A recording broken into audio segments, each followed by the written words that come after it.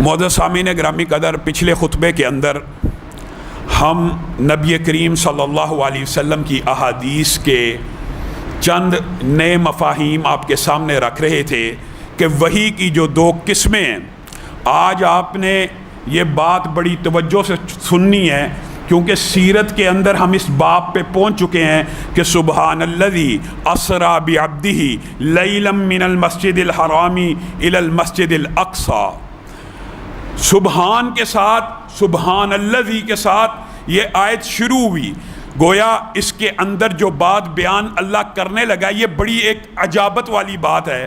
گزشتہ خطبے میں آپ کے سامنے یہ بات رکھ دی، اگر یہ سارے کا سارا واقعہ خواب میں ہوا ہوتا، نہ کفار مکہ انکار کرتے، نہ قریش مکہ انکار کرتے، جاگتی آنکھوں کے ساتھ، روح و بدن کے ساتھ رسول اللہ صلی اللہ علیہ وسلم کو اسراء بھی ہوا اور معراج بھی ہوا۔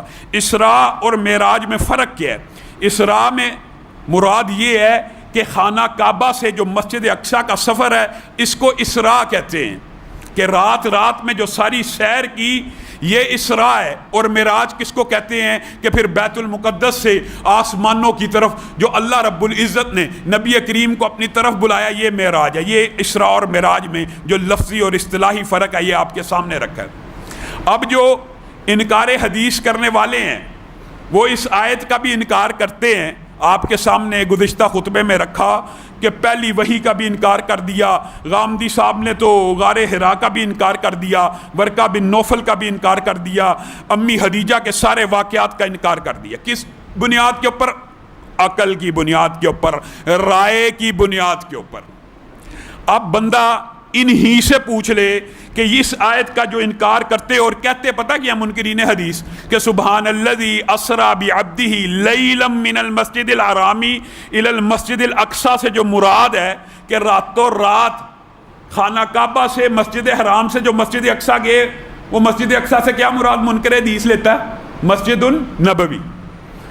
بندہ ان سے عقلی سوال ہی پوچھ لے کہ اگر مسجد النبوی ہی مراد لیتے ہو تو اس آیت کے اندر مسجد حرام سے جو مسجد النبوی کا سفر راتوں رات اللہ کہہ رہا ہے، اس دور میں تو یہ بھی سفر 3 دن کا تھا، یہ کیسے رات میں ہو گیا؟ اور پھر جو ہجرت ہے وہ رات کے کسی پہر میں نہیں ہوئی، دن دہاڑے چلچلاتی دھوپ میں ہوئی ہے۔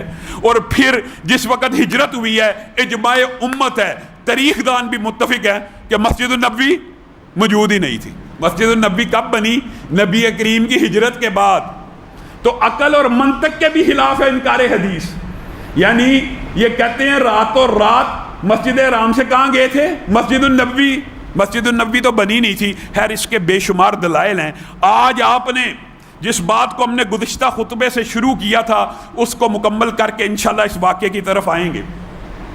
پہلی بات جو آپ کے سامنے رکھی تھی کہ کتاب اللہ سے مراد، آپ نے اپنا عقیدہ درست کرنا ہے۔ کتاب اللہ سے مراد کبھی قرآن بھی ہوتا ہے اور کبھی کتاب اللہ سے مراد پورا دین ہوتا ہے۔ اور دین پورا کیا ہے؟ وحی کی دونوں قسمیں۔ میرے بھائیوں، یہ آپ کو منکر حدیث نے مغالطہ ڈالا ہوا ہے کہ رسول اللہ صلی اللہ علیہ وسلم کی ذاتی رائے، ذاتی اجتہاد، ذاتی فیصلے، یہ رسول اللہ صلی اللہ علیہ وسلم کی ذاتی رائے نہیں ہے، ذاتی فیصلے نہیں ہیں۔ رسول اللہ کی زندگی کے اوپر اللہ رب العزت کا ایسا چیک اینڈ بیلنس موجود ہے کہ اگر ان کی بات ہی مان لی جائے تو رسول اللہ صلی اللہ علیہ وسلم نے جو بھی باتیں کی اللہ تعالیٰ نے اس کو اگر اپروو کیا وہ وہی بن گئے، اور جو اپروو نہیں کیا اللہ تعالیٰ نے اس کے لیے آیتیں نازل کر دی، وحی کو نازل کر کے رسول اللہ صلی اللہ علیہ وسلم کی پوری زندگی کو محمد الرسول اللہ صلی اللہ علیہ وسلم بنا دیا۔ یہ کہتے ہیں جی محمد بن عبداللہ الگ زندگی ہے اور محمد الرسول اللہ الگ زندگی ہے۔ میرے بھائیوں، کتاب اللہ دین کے مجموعے کا نام ہے جس کے اندر قرآن بھی شامل ہے اور حدیث بھی شامل ہے۔ اس کی 2 مثالیں گزشتہ خطبے میں آپ کے سامنے رکھ دی تھی، ایک قرآن سے اور ایک حدیث سے۔ آگے چلیے، نبی کریم صلی اللہ علیہ وسلم کی زوجہ ہیں حضرت عائشہ، ان کی ایک سہیلی ہیں بریرہ، سنا ہوگا آپ نے نام۔ سہیلیوں کو سہیلیوں سے پیار ہوتا ہے۔ امی عائشہ کیا چاہتی ہیں؟ بریرہ آزاد ہو جائے۔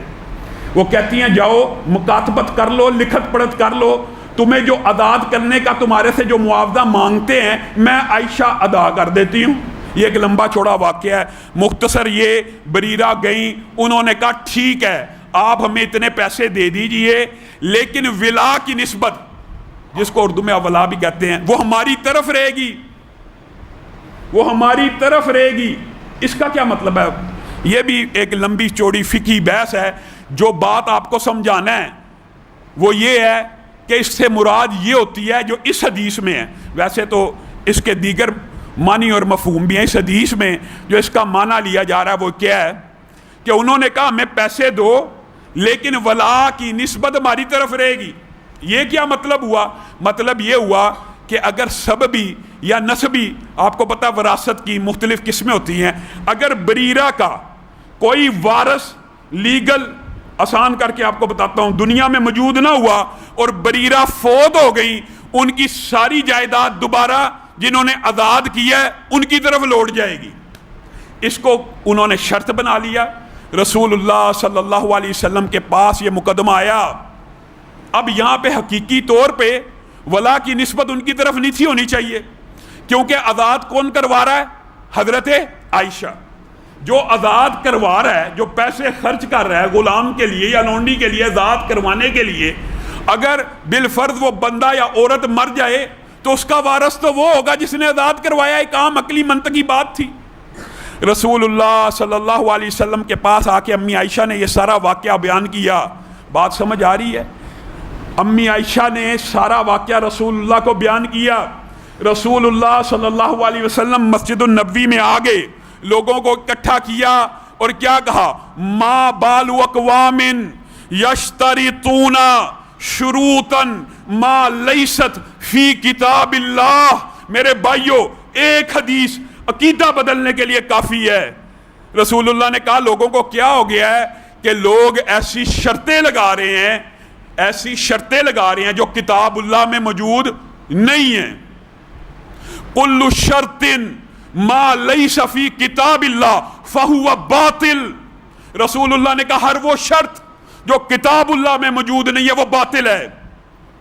اب یہاں پہ رکنا ہے، غور کرنا ہے، کتاب اللہ سے مراد منکر حدیث جو صرف قرآن لیتا ہے ہر جگہ پہ ہی وہ اس بات کا جواب دے رسول اللہ اب قرآن کو اگر یہ قرآن بیان کرنے لگے ہیں اور کتاب اللہ کی شرط بیان کرنے لگے ہیں تو یہ آیت قرآن سے نکال کر دکھائیں۔ رسول اللہ نے کہا ان الولاء لمن آتکا، قرآن میں بقول تمہارے اور کتاب اللہ میں بقول ہمارے۔ رسول اللہ نے کیا کہا؟ کتاب اللہ میں شرط یہ ہے ان الولاء لمن آتکا، ولا کی نسبت اس کی طرف ہوگی جو آزاد کروائے گا۔ اٹھائیے پورا قرآن، یہ قرآن پاک کی کس آیت میں موجود ہے؟ ان الولاء لمن آتکا، دکھا دیجئے۔ اگر کتاب اللہ کو قرآن اور حدیث کا مجموعہ مان لو گے آپ کو یہ شرط کتاب اللہ سے مل جائے گی، ورنہ خالی قرآن سے یہ شرط آپ کو نہیں ملے گی۔ میرے بھائیوں، یہ بھی عجیب مغالطہ ہے، یہ صحابہ کا منہج بھی نہیں تھا، تابعین کا منہج بھی نہیں تھا، تبع تابعین کا بھی نہیں تھا، محدثین کا بھی نہیں تھا، اپنی طرف سے نہیں کہہ رہا۔ یہ بات سمجھے، غور کرے۔ ابو جحیفہ حضرت علی کے پاس آئے اور آ کے کہنے لگے حل عندکم شیء من الوحی ما لیس فی القرآن۔ سبحان اللہ۔ حل عندکم شیء من الوحی ما لیس فی القرآن۔ اے علی، کیا آپ کے پاس وحی کا کوئی ایسا نسخہ موجود ہے جو قرآن پاک میں نہ ہو؟ پوچھنے والے کا عقیدہ بھی یہ ہے کہ قرآن کے علاوہ بھی کوئی شے وحی ہے، اور جس سے پوچھا جا رہا ہے اس نے بھی ابو جحیفہ کو یہ نہیں کہا ابو جحیفہ تیرا دماغ خراب ہے، کیا قرآن کے علاوہ بھی کوئی شے وحی ہو سکتی ہے؟ دونوں کا عقیدہ ایک ہے۔ حضرت علی کہتے ہیں ما عندنا شیء من الوحی ما لیس فی القرآن الا هذه الصحیفہ۔ میرے پاس وحی کے دو نسخے ہیں، ایک قرآن ہے اور ایک یہ صحیفہ ہے۔ اٹھائیے حدیث کی کتابیں، اس صحیفے میں کیا ہے؟ وہی کچھ ہے جو رسول اللہ صلی اللہ علیہ وسلم کہتے رہے، حضرت علی نوٹ کرتے رہے۔ کیا مطلب؟ وحی کی دو قسمیں ہیں، ایک رسول اللہ کا فرمان اور ایک کلام اللہ۔ اگر کوئی بندہ یہ سمجھتا ہے کہ وہی صرف قرآن ہے، اللہ کی قسم کھا کے کہتا ہوں وہ کسی بھی مسئلے کو صحیح طور پہ نہیں سمجھ سکتا. بتائیے قرآن پاک خالی اگر وہی ہے اور پریکٹیکل نہیں ہے، قرآن پاک حقیقت میں تھیوری ہے، پریکٹیکل رسول اللہ کی ذات ہے. کیوں؟ لِتُبَيِّنَ لِلنَّاسِ مَا نُزِّلَ إِلَيْهِمْ. اللہ کہہ رہا ہے، میں کہہ رہا ہوں، مولوی کہہ رہا ہے، اللہ کہہ رہا ہے یہ قرآن آپ کے اوپر نازل کیا تاکہ آپ لوگوں کو کھول کھول کر بیان کریں یہ جو تھیوری نازل ہوئی ہے اس کا پریکٹیکل کیا ہے. اللہ کہہ رہا ہے، مولوی نہیں کہہ رہا. اٹھائیے قرآن، 5 نمازیں تیرے اور میرے پہ فرض کی گئی ہیں، دکھا دیجئے قرآن سے. یہ جو نمازوں کی رکھتے ہیں بغیر وحی کے، بغیر رسول اللہ کی حدیث کے، دکھا دیجئے کہاں پہ ہیں. یہ سجدہ کس کو کہتے ہیں، یہ رکوع کس کو کہتے ہیں، یہ بات میں آپ کے سامنے آگے رکھوں گا. لیکن ایک جزوی بات ہے، حضرت مریم کو جب اللہ تعالیٰ سجدے اور رکوع کا حکم دے رہا ہے تو کیا کہہ رہا ہے؟ وَاسْجُدِي وَارْكَعِي. وَاسْجُدِي وَارْكَعِي. خالی قرآن سے نماز سمجھنے کا دعویٰ کرنے والے، ٹھیک ہے یہ ایک عمومی کلیہ ہے کہ اللہ جہاں سے ابتدا کرے وہاں سے ابتدا ہوتی ہے. تو اب بتائیے اللہ تو مریم کو کہہ رہا ہے وَاسْجُدِي وَارْكَعِي. ابتدا کہاں سے کر رہا ہے؟ سجدے سے. سجدہ رکوع سے پہلے ہونا چاہیے منکر حدیث کے نزدیک، کیونکہ سجدے کا حکم پہلے آ رہا ہے. پتہ ہی نہیں لگ سکتا حدیث کے بغیر، ایمی ہم لوگوں کو مغالطہ لگا کہ حضرت عمر نے کہہ دیا تھا حسبنا کتاب اللہ، میرے لیے قرآن کافی ہے. حضرت عمر نے حسبنا کتاب اللہ خالی قرآن کے لیے نہیں تھا کہا، بلکہ دین کے لیے کہا تھا، ہمارے لیے قرآن و سنت کافی ہے. اور یہ بات میں اپنی طرف سے نہیں کہہ رہا، اسی بخاری شریف کے اندر جہاں پہ حسبنا کتاب اللہ منکر حدیث پڑھ پڑھ کے لوگوں کو سناتا ہے کہ حضرت عمر نے کہہ دیا تھا حسبنا کتاب اللہ، اس سے مراد صرف قرآن ہے. اگر منکر حدیث غامدی صاحب اس سے مراد صرف قرآن ہے تو آگے بھی تو چلیے، اسی بخاری شریف میں یہ حدیث موجود ہے کہ حضرت عمر نے کہا تھا الرجم فی کتاب اللہ حق، الرجم فی کتاب اللہ حق. بتائیے اگر کتاب اللہ سے مراد حضرت عمر صرف قرآن لیتے تھے تو قرآن پاک سے یہ آیت نکال کے دکھا دیجئے کہ اگر شادی شدہ بندہ زنا کرے تو اس کو سنسار کر دیا جائے گا. کہاں ہے؟ ایک جگہ اپنی مرضی سے مفہوم لے لیا، دوسری جگہ جب بات آئی تو بات بدل دیجئے. یہ عجیب منکرین حدیث کا طرز عمل. اچھا دعوے، پھر دعوے پہ دعویٰ، دعوے پہ دعویٰ. سارے اوامر قرآن پاک کے اندر موجود ہیں جی، سارے اوامر. اس بات کے اوپر آپ نے غور کرنا. سارے احکامات قرآن پاک کے اندر ہیں. سارے نواہی، نواہی کس کو کہتے ہیں؟ جو منع کیے گئے ہوں. اوامر کن کو کہتے ہیں؟ جن کا حکم دیا ہو. سارے حکم قرآن میں موجود ہیں، سارے نواہی قرآن میں موجود ہیں. میں آپ کے سامنے چند سوال رکھتا ہوں جو آپ نے یاد کرنے ہیں تاکہ انکار حدیث کا جو عصر حاضر میں بہت بڑا فتنہ ہے، یہ بہت بڑا فتنہ ہے میرے بھائیوں، کیونکہ دین کا حلیہ بگاڑ دیا. دین سمجھ ہی نہیں آ سکتا رسول اللہ کی حدیث کے بغیر، دین کا تصور ہی نہیں رسول اللہ کی حدیث کے بغیر، اور عمل کی قبولیت ہی نہیں حدیث کے بغیر. عمل صالح وہی ہے جس کے اوپر مہر نبوت ہو، اس کے علاوہ کوئی عمل صالح نہیں. تو نماز وہ ویسے پڑھے گا جیسے رسول اللہ نے کہا، ورنہ صلاۃ کا مطلب دعا بھی ہے، صلاۃ کا مطلب درود بھیجنا بھی ہے. صلاۃ کی جو کفیت، جو 5 وقت فرض ہے، اگر تو رسول اللہ کے مطابق اس طرح رکھتے نہیں پڑھ رہا، رکوع اور سجدے نہیں کر رہا، تیری نماز قبول ہی نہیں. سنت کے بغیر اسلام کا تصور ہی نہیں، سنت کے بغیر اسلام سمجھ نہیں آ سکتا، سنت کے بغیر عمل قبول نہیں ہو سکتا. یہ تینوں باتیں ذہن نشین رکھیں. میں آپ کے سامنے رسول اللہ صلی اللہ علیہ وسلم کی 2 حدیثیں رکھنا چاہتا ہوں، آپ نے اس کے اوپر غور کرنا ہے. یہ جو منکرین حدیث ہے یہ کہتے ہیں سارے اوامر کہاں پہ ہیں؟ قرآن پاک میں. آپ منکرین حدیث سے پوچھئے سجدہ کس کیفیت کا نام ہے؟ سجدہ کس کیفیت کا نام ہے؟ وہ آپ کے سامنے ایک حدیث پیش کریں گے. چاہیے تو یہ تھا کہ قرآن پیش کرتے، وہ آپ کے سامنے ایک حدیث پیش کریں گے اور وہی حدیث میں آپ کے سامنے پیش کرتا ہوں.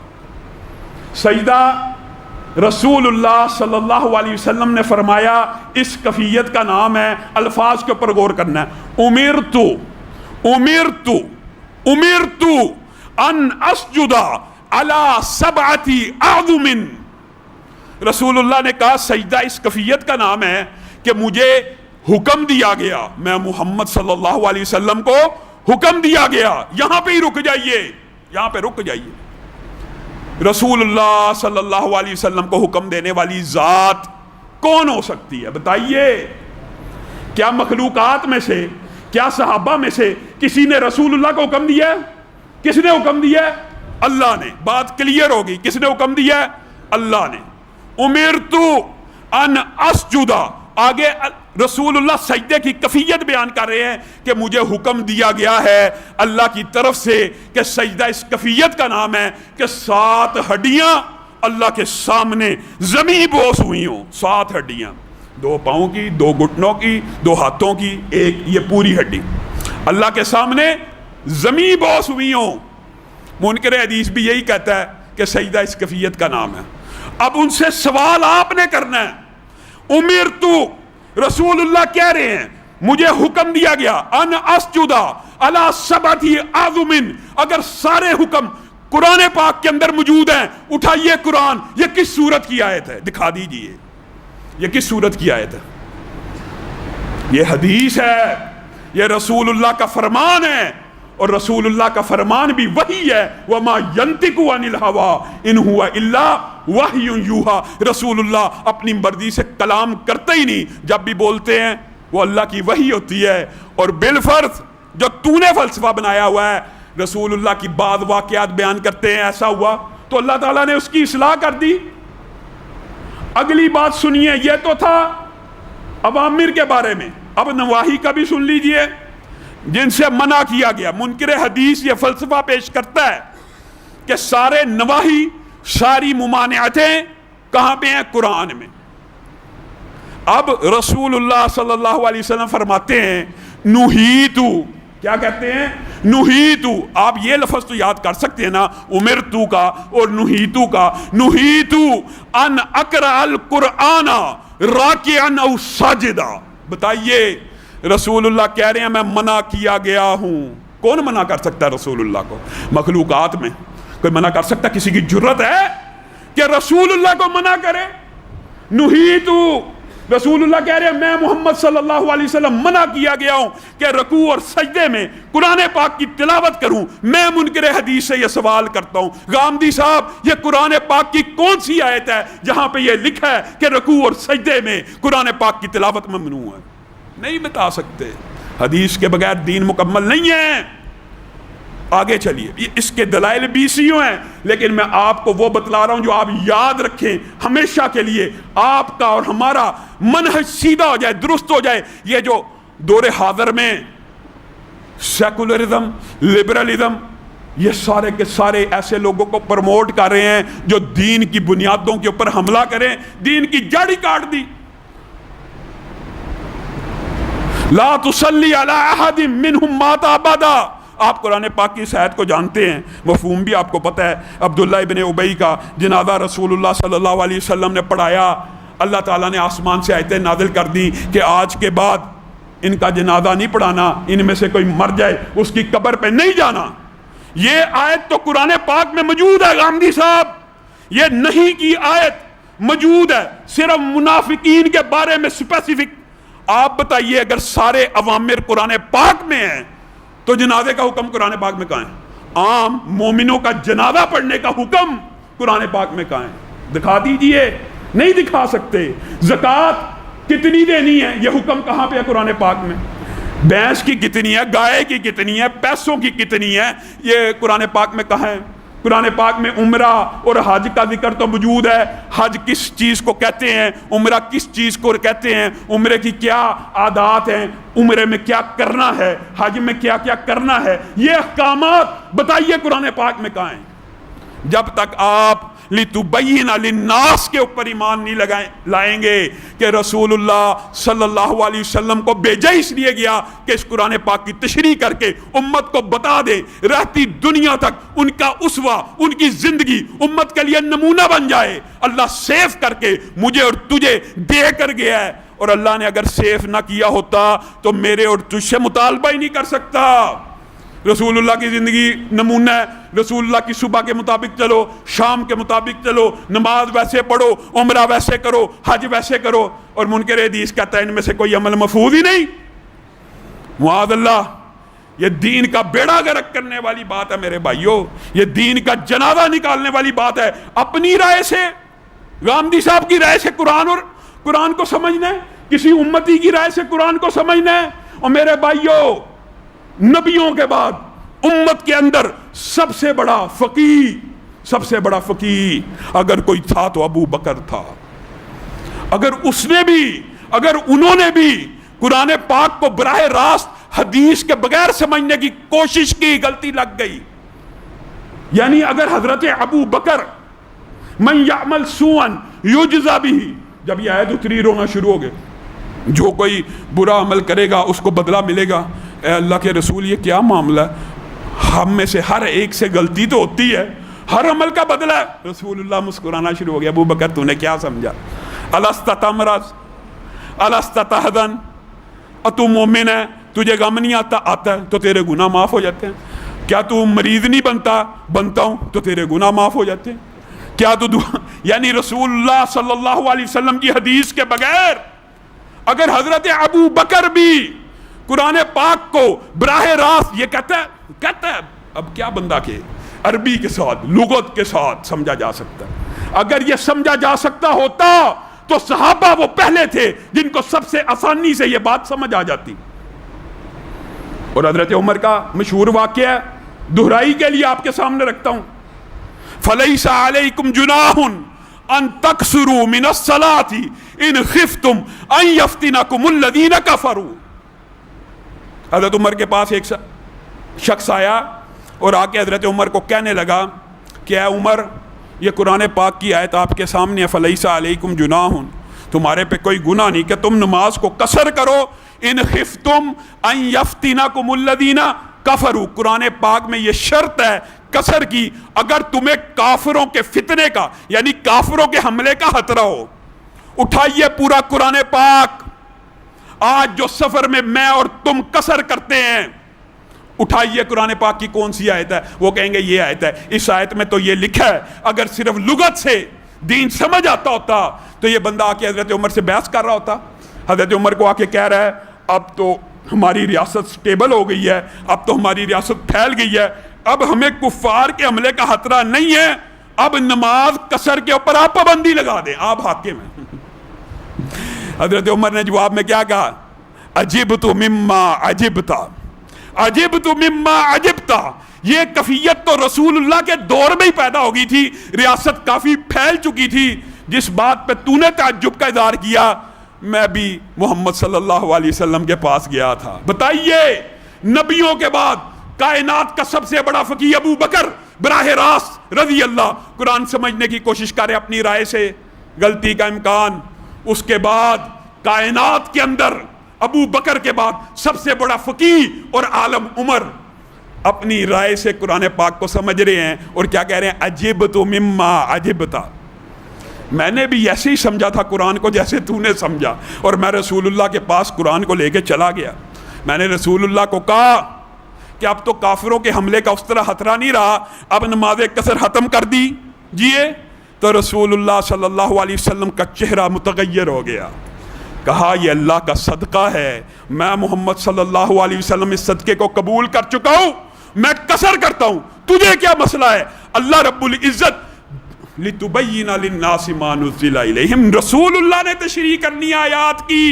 अदी बिन हातिम, पता है आपको, जनाब अदी बिन हातिम, हत्ता यतबय्यन लकुमुल खैतुल अबयदु मिनल खैतिल अस्वद, ये कुरान पाक की आयत उतरी तो अदी बिन हातिम ने, आप गामदी साहब जरा गौर करें, अल्लाह आपको भी हिदायत दे, अगर लुगत के साथ कुरान पाक को समझना होता اور حق ہوتا تو صحابہ کا ہوتا، جو عربی دان بھی تھے، جو رسول اللہ کے شاگرد بھی تھے، جو سب سے بڑے فقیہ اور محدث بھی تھے۔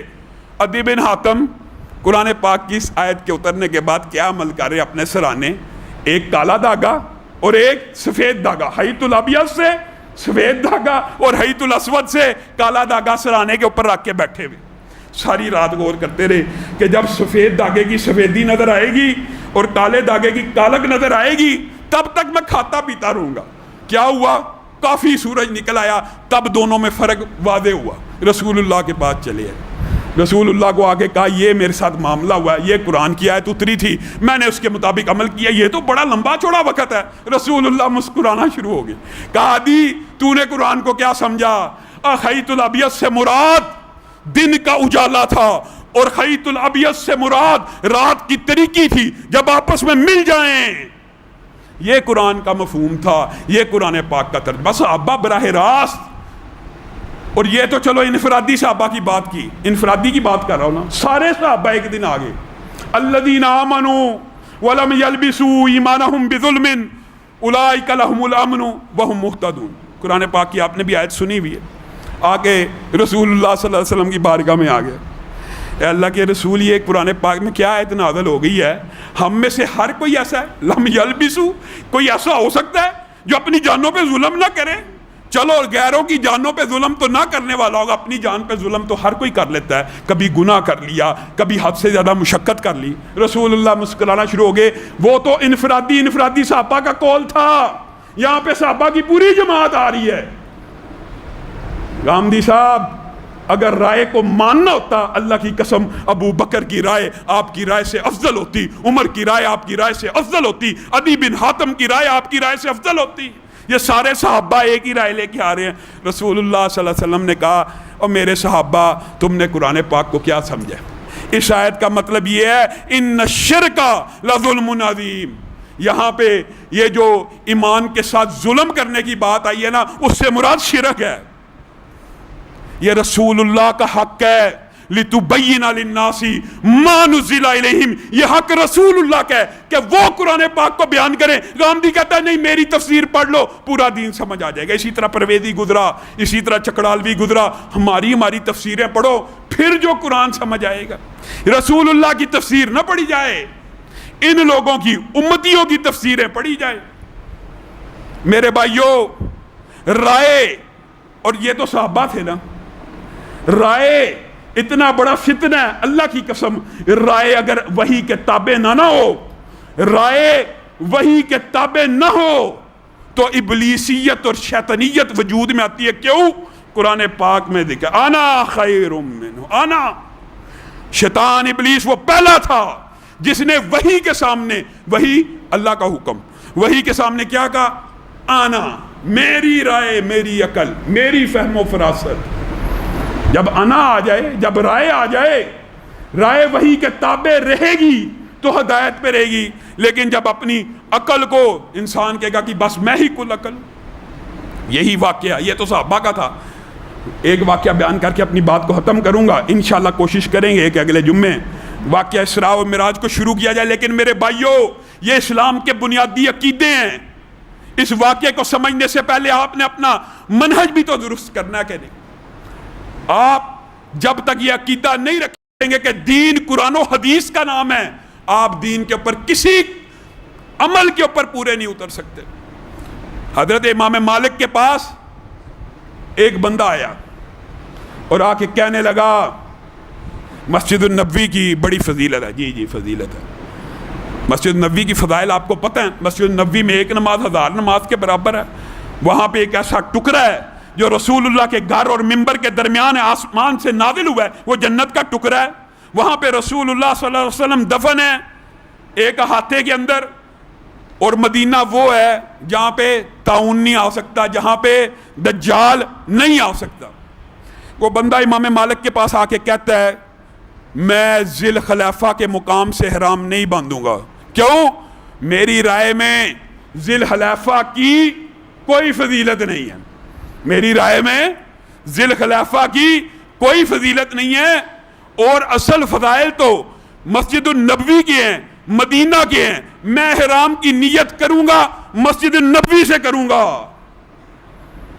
امام مالک نے کہا فتنے میں مبتلا ہو گیا تو، فتنے سے بعد آ جا۔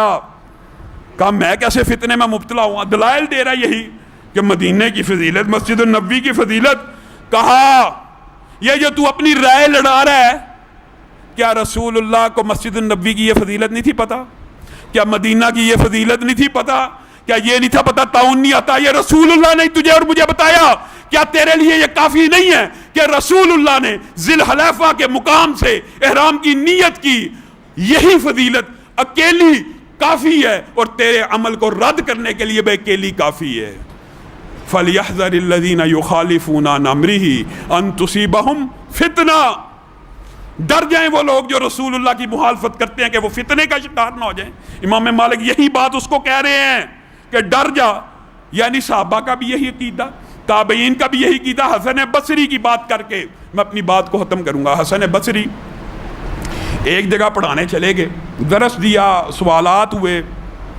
ان سے ایک سوال یہ بھی ہوا کہ امام اور مقتدی اگر صرف دو ہوں تو امام کو کہاں کھڑے ہونا چاہیے؟ ان تک نہیں پہنچی حدیث، ضروری نہیں تھا، کئی حدیث صحابہ تک بھی نہیں پہنچی ہے۔ تو آج علم کا دور ہے، آپ اور میں فائدہ نہیں اٹھاتے، پوری پوری حدیث کی کتابیں چھپ چکی ہیں، صحیح الاسناد بھی، ہم فائدہ نہیں اٹھاتے۔ حسن بصری نے اپنا رائے پیش کی، کہا رسول اللہ صلی اللہ علیہ وسلم ہر کام دائیں ہاتھ سے پسند کرتے تھے، اور میرا ذہن یہ کہتا ہے امام دائیں ہاتھ پہ کھڑا ہو جائے اگر صرف دو۔ اندر سے ایک عورت نے دروازہ کھٹکایا، درس دے رہے ہیں۔ کہا میں عبداللہ ابن عباس کی شاگردن ہوں، اور عبداللہ ابن عباس نے مجھ سے ایک واقعہ بیان کیا حدیث کا کہ رسول اللہ صلی اللہ علیہ وسلم نے ایک دفعہ ایک بچے کے ساتھ نماز پڑھی، آپ نے یہ حدیث سنی ہے، مشہور ہے، اور اس بچے کو اپنے دائیں کھڑا کیا۔ حسن بصری اڑ گئے، میں نے رائے دی تھی امام دائیں ہو، اڑ گئے۔ کہا علم سکھانے آیا تھا اور ایک عورت سے سیکھ کے جا رہا ہوں، میری رائے کو مسترد کر دیا جائے اور اس عورت کی بات کو نافذ کر دیا جائے۔ اللہ رب العزت جو کہا گیا، جو سنا گیا، اس کو سمجھنے کی توفیق عنایت فرمائے۔